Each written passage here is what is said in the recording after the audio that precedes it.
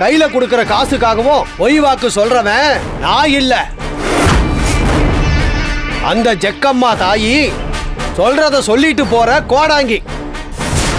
இந்த வாக்க கேட்கலன்னா அது உங்க பொல்லாத காலம். கோடங்கி, இப்ப நாங்க என்ன பண்ணணும்? நான் மந்திரிச்சு வச்சிருக்கிற தாயத்து கயிறை ஒவ்வொருத்தரும் மனசுல ஜக்கம்மாவை நினைச்சுக்கிட்டு கட்டிக்குங்க.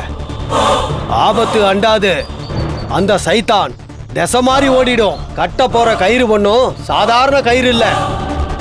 ஐயா வீரமுத்து அம்மா ஜக்கம்மா சன்னதியில மண்ணுல புதைச்சு ஒரு மண்டலம் பூஜை செஞ்சு மந்திரிச்சு எடுத்துட்டு வந்த கயிறு.